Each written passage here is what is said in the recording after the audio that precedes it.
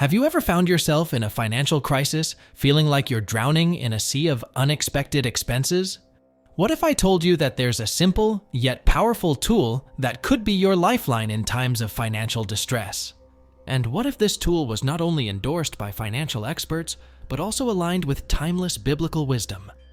Pause for a moment and consider, how would your life change if you never had to worry about unexpected financial emergencies again? Hello, dear friends. Welcome to our channel. Today, we're going to explore a fascinating topic: how the age-old wisdom of the Bible can guide us in our financial decisions, particularly when it comes to one of the most crucial aspects of financial planning, the emergency fund. Before we dive into this topic, don't forget to like and subscribe to the channel. Your participation helps us spread this transformative message to more people. Let's get started. In the next minutes, we're going to dive deep into the world of emergency funds.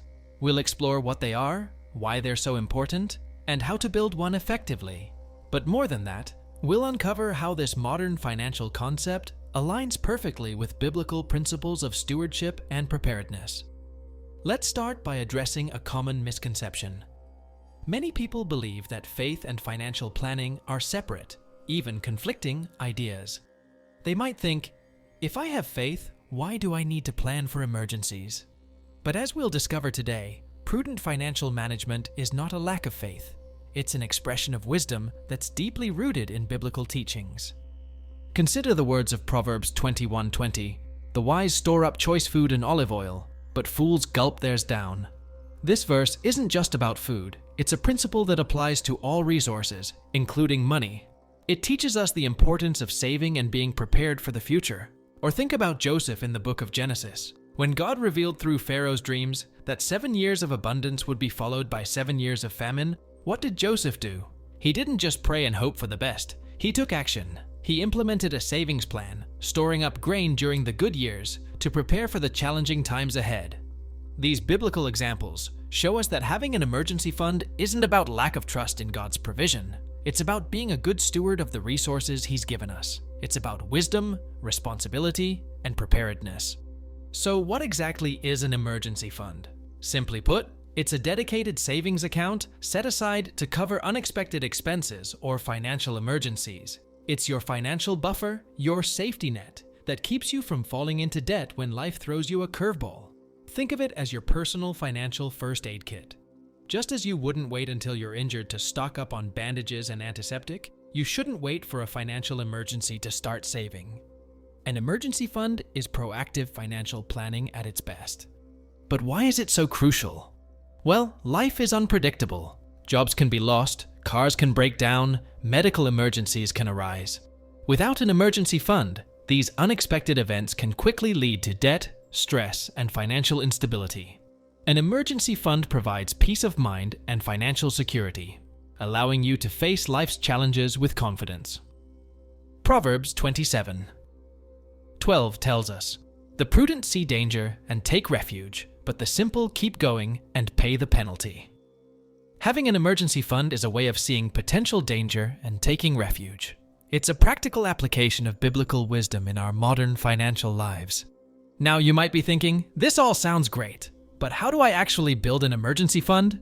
Don't worry, we're going to break it down step by step. Step 1. Set a savings goal. Financial experts typically recommend having 3 to 6 months worth of living expenses saved in your emergency fund. This might seem like a daunting amount, especially if you're starting from scratch. But remember, every journey begins with a single step. Start by calculating your monthly essential expenses. This includes things like rent or mortgage payments, utilities, food, and other necessities. Multiply this number by 3 for a starter emergency fund, or by 6 for a more robust safety net. For example, if your monthly expenses are $2,000, your initial goal might be $6,000, 3 months worth, with a long-term goal of $12,000, 6 months worth. Step 2. Start small, but start now. The key to building an emergency fund is consistency. Even if you can only set aside a small amount each month, it's important to start. Remember the parable of the mustard seed in Matthew 13:31-32? Jesus said, "The kingdom of heaven is like a mustard seed, which a man took and planted in his field. Though it is the smallest of all seeds, Yet when it grows, it is the largest of garden plants and becomes a tree. Your emergency fund can grow in the same way. Start with what you can, even if it's just $20 or $50 a month. Over time, with consistent contributions and the power of compound interest, your small seed of savings can grow into a strong financial tree. Step 3. Automate your savings. One of the best ways to ensure you're consistently contributing to your emergency fund is to automate the process.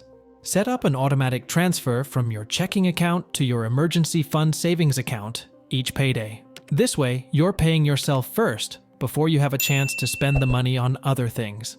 This approach aligns with the biblical principle of first fruits. In Proverbs 3, 9, 10, we're instructed to honor the Lord with your wealth, with the first fruits of all your crops. Then your barns will be filled to overflowing, and your vats will brim over with new wine. While this verse is often applied to tithing, the principle of setting aside a portion of your income before spending on other things can also be applied to saving. Step 4. Cut unnecessary expenses. To find more money to put towards your emergency fund, take a close look at your spending habits. Are there areas where you can cut back? Maybe you can eat out less, cancel unused subscriptions, or find a cheaper phone plan. This doesn't mean you have to live a life of extreme frugality. It's about being intentional with your spending and aligning it with your priorities. As Proverbs 21:5 says, "The plans of the diligent lead to profit as surely as haste leads to poverty." Step 5. Increase your income. If cutting expenses isn't enough, consider ways to increase your income. This could mean taking on a part-time job, doing freelance work, or selling items you no longer need. The goal is to create a gap between your income and expenses, and then funnel that gap into your emergency fund. Remember, God has given each of us unique talents and abilities. Using these gifts to increase our income and improve our financial situation can be a way of honoring Him. As we read in Colossians 3:23, "Whatever you do, work at it with all your heart, as working for the Lord, not for human masters." Now that we've covered how to build an emergency fund, let's talk about how to manage and maintain it effectively. First and foremost, it's crucial to keep your emergency fund separate from your regular checking or savings account. This separation serves two purposes. It reduces the temptation to dip into the fund for non-emergencies, and it allows you to easily track your progress. Consider opening a high-yield savings account for your emergency fund. These accounts typically offer higher interest rates than regular savings accounts, allowing your money to grow faster. Just make sure the account is easily accessible in case of a true emergency. Next, it's important to clearly define what constitutes an emergency. Job loss, major medical expenses, essential home or car repairs. These are all valid reasons to use your emergency fund. A sale at your favorite store or a spontaneous vacation? Not so much. Be strict with yourself about when to use this money. Remember, every time you dip into your emergency fund for a non-emergency, you're leaving yourself vulnerable to real financial crises in the future. This self-discipline aligns with biblical teachings on self-control. Proverbs 25:28 tells us, "Like a city whose walls are broken through is a person who lacks self-control." Your emergency fund is like a financial wall protecting you from unexpected hardships. Don't break through that wall for trivial expenses. It's also important to regularly review and adjust your emergency fund. As your life circumstances change, so too might your financial needs. Did you get a raise? Consider increasing your emergency fund contributions. Did your living expenses go up? You might need to adjust your savings goal. At least once a year, take a close look at your emergency fund. Is it still adequate for your needs? Has inflation eroded its purchasing power? Make adjustments as necessary to ensure your safety net remains strong. This regular review process reflects the biblical principle of stewardship. In the parable of the talents, Matthew 25:14-30, Jesus teaches about the importance of wisely managing the resources we've been given. By regularly reviewing and adjusting your emergency fund, you're being a good steward of your financial resources. Now let's address some common challenges and objections people often have when it comes to building an emergency fund. One common objection is, "I can't afford to save for an emergency fund." If you're living paycheck to paycheck, the idea of setting aside money might seem impossible. But remember, every little bit helps. Start with just 1% of your income if that's all you can manage. As you get used to living on slightly less, gradually increase that percentage. Consider the widow's offering in Mark 12:41-44. Jesus commended the widow who gave 2 small copper coins, saying she had given more than all the others because she gave out of her poverty. The lesson here? It's not about the amount you save, but the heart and discipline behind it. Another challenge is the temptation to use credit cards instead of an emergency fund. While credit cards can be useful tools, relying on them for emergencies can lead to high-interest debt that's difficult to escape.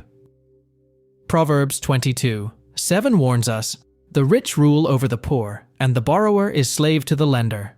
An emergency fund helps you avoid becoming a slave to credit card debt. Some people might say, "I have investments. I don't need an emergency fund." While investments are important for long-term financial growth, they're not ideal for emergencies.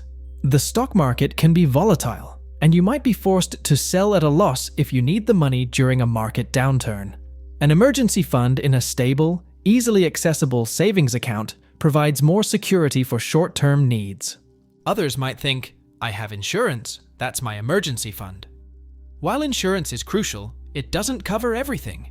There may be deductibles to pay, or emergencies that fall outside your coverage. An emergency fund complements your insurance, providing an extra layer of financial security. Now, let's explore how the concept of an emergency fund aligns with broader biblical financial principles. First, there's the principle of avoiding debt. Proverbs 22:7, which we mentioned earlier, highlights the dangers of being in debt. An emergency fund helps you avoid going into debt when unexpected expenses arise. Instead of reaching for a credit card or taking out a loan, you can use your savings to cover the cost. Then there's the principle of contentment. In Philippians 4:11-12, Paul writes, "I have learned to be content whatever the circumstances. I know what it is to be in need, and I know what it is to have plenty. I have learned the secret of being content in any and every situation, whether well-fed or hungry, whether living in plenty or in want." An emergency fund can help foster this sense of contentment. When you know you have a financial cushion to fall back on, you're less likely to feel anxious about money or feel the need to keep up with others' spending habits. You can find peace in knowing you're prepared for whatever comes your way. The Bible also teaches us about the importance of planning for the future. Proverbs 6:6-8 says, "Go to the ant, you sluggard. Consider its ways and be wise. It has no commander, no overseer or ruler, yet it stores its provisions in summer and gathers its food at harvest." This passage isn't just about industriousness, it's about foresight and preparation. Just as the ant prepares for winter during the plentiful summer months, we should prepare for financial winters by building our emergency fund during times of plenty. Another key biblical principle is stewardship. In the parable of the talents, Matthew 25:14-30, Jesus teaches about the importance of wisely managing the resources we've been given. Building and maintaining an emergency fund is an excellent example of good financial stewardship. It shows that we're thinking ahead, being responsible, and making the most of what we have. Lastly, there's the principle of generosity. Throughout the Bible, we're encouraged to be generous and to help those in need. You might wonder, how does saving money in an emergency fund align with being generous? The answer is that financial stability puts you in a better position to help others.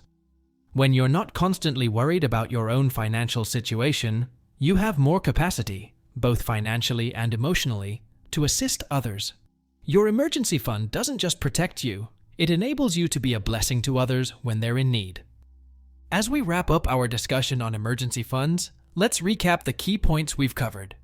An emergency fund is a dedicated savings account for unexpected expenses. It provides financial security and peace of mind. Aim to save 6 months worth of living expenses.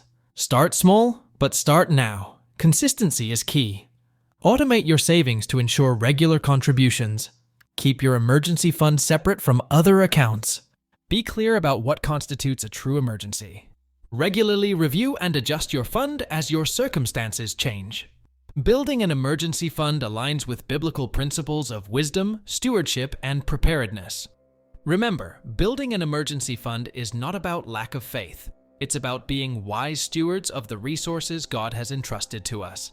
It's about being prepared, just as Joseph prepared Egypt for the 7 years of famine. As you leave this video today, I encourage you to take action. If you don't have an emergency fund, start one today. Even if you can only set aside a small amount, remember the parable of the mustard seed.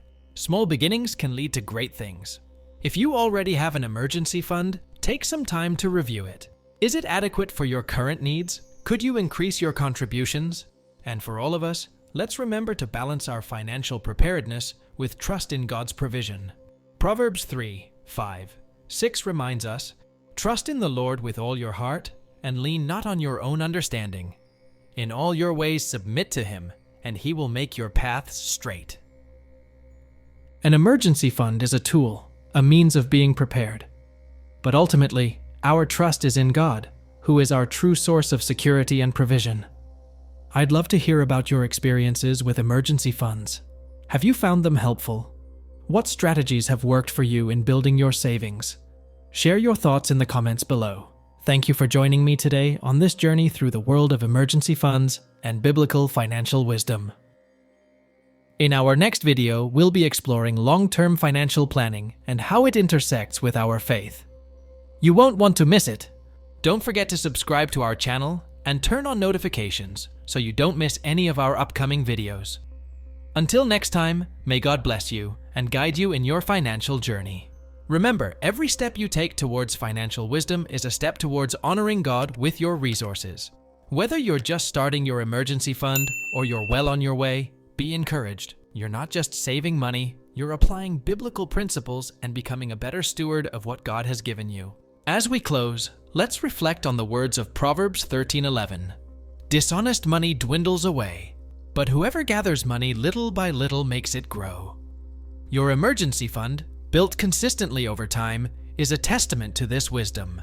Go forth with confidence, knowing that you're taking steps to secure your financial future while honoring God's teachings. May your emergency fund be a source of peace and a testament to your faith and wisdom. Thank you once again for joining us today. Until next time, stay blessed, stay wise, and keep building that emergency fund.